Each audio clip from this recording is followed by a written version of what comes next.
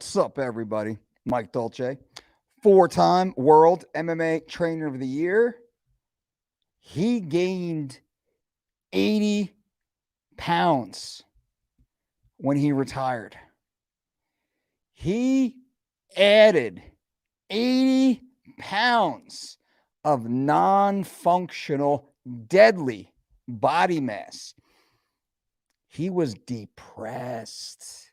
Everything about his life was going downhill.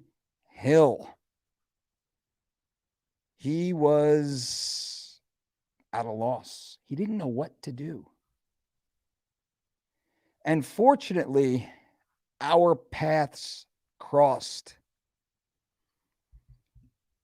And after hearing his story and speaking very intently with each other,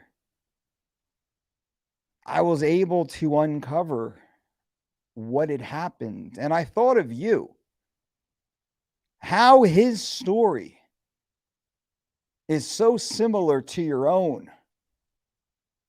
What he had gone through is no different from what you are dealing with right now in your own way. And with his permission, I can share parts of his story with you. You see, once upon a time, life was grand and everything seemed to work. He had the body he wanted and could train at high levels. He could perform and compete. And with that was praised. But as time has a way of making fools of us all, soon enough, he was found to be a fool also, not so different from you. Because 15 years later, he looked up from his desk and looked around at the photos of once was, but no longer was. In this moment of despair, he decided, I've had enough. Enough. I cannot live this life any longer. But even then, he did not know what to do. And as if some sort of divine intervention had interceded, or maybe more so that he was finally ready to truly take that next step. Our paths crossed. And me acting as nothing more than a simple vessel for what he had already known. It was my job to explain to him, and thereby to you, what you know, but have been neglecting all this time. Because there was a point in his life when things were grand and everything was easy and life moved at a rapid rate, and it seemed that this is the way it would be forever. But as happens so often for so many of us,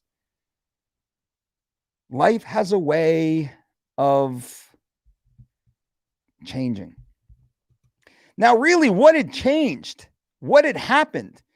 This young man was a fighter, competing at the highest levels, training all day, eating, dieting, cutting weight, running, jumping rope, pounding away on the bag. And then the weekends would come and he would say, fuck it, and eat whatever he wanted, as much as he wanted, and drink and party and carouse because youth was on his side. And this would never end, so he thought. But as we move forward, and as he's sitting there at his desk, no longer in the gym, in his suit, no longer in his tank top, he had realized he had gone far off course.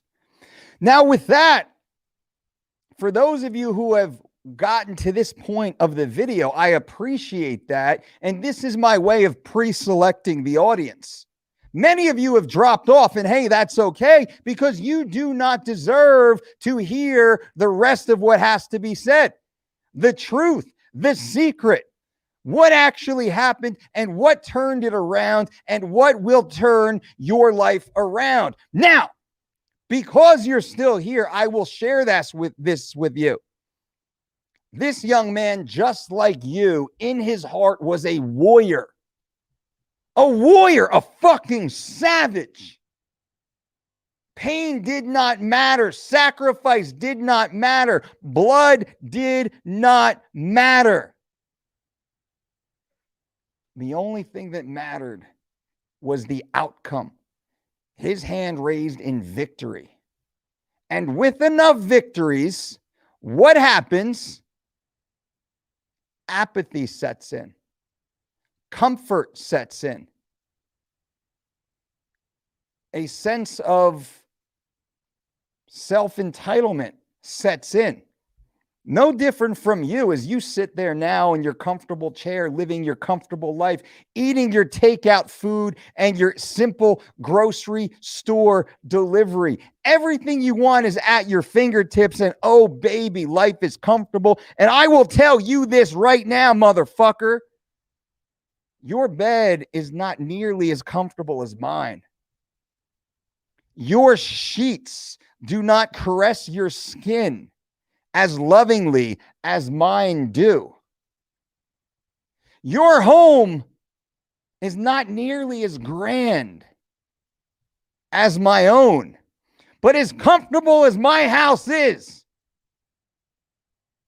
I make it a fucking point to get my ass out of bed when it is dark and cold and wet. And I tear off those comfortable sheets and I leave that comfortable bed and I walk out of that comfortable house. And I get to fucking work. And I go to work when nobody else is working. I go to work when it is uncomfortable. I go to work because it is uncomfortable. Because the comfort is what makes us weak. The comfort is what makes us soft. The comfort is what makes us apathetic. The comfort is what makes us quit. So as I sat there and as I spoke to him and as I told him exactly this, just what I'm telling you right now, I could see the spark in his eye, just like yours. And I knew that he knew. He quit. He fucking quit. He gave up. Now, he pretended. He went on to tell me before this point of, well, he still boxes and he still runs and he still skips rope and he still eats pretty well. As he sat in front of me, 80 pounds overweight. So who was he lying to? Was he lying to me? Or were you lying to yourself? Because I will tell you right now, motherfucker, you do not work that hard. You do not eat that well.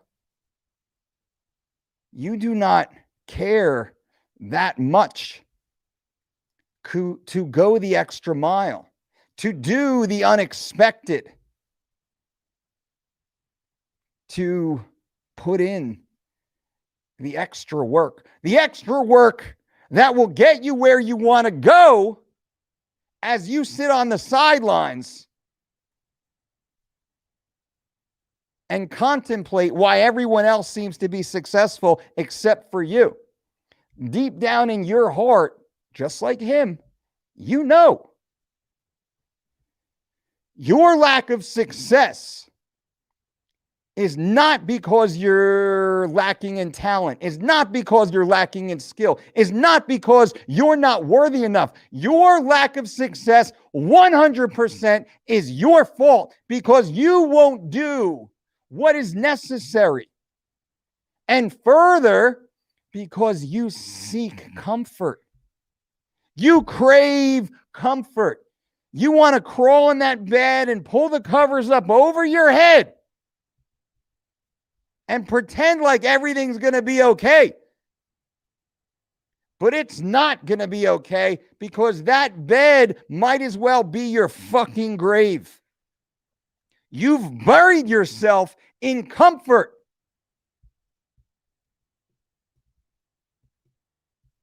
While seeking the opposite, because that's what you need. You need to get yourself uncomfortable. You need to make yourself uncomfortable. You need to get comfortable being uncomfortable. This is not a cliche. This is a fact. This is a fact. Your biggest issue is you. You've gotten too comfortable being this lesser version of yourself.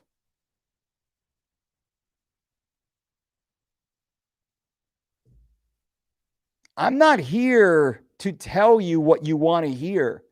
I am here to tell you what you need to know. Now, what you do with this information, my friends, well, this is up to you. I know what I'll do with it.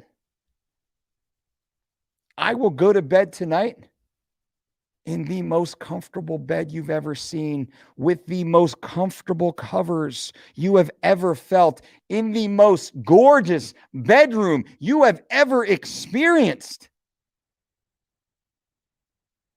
in a home so grand you cannot comprehend. And I will detest that. Because all of these trappings do nothing but seduce me into a life of comfort that I violently oppose. And I express my opposition through work, through sacrifice, through discipline, through focus, through delayed gratification, through goal setting, through action steps, through accountability, through intentionality, through mindfulness. I don't make excuses. I take action. So I ask you, as you go to bed tonight, as you are seduced into your own relative comfort, who will you be when you wake up?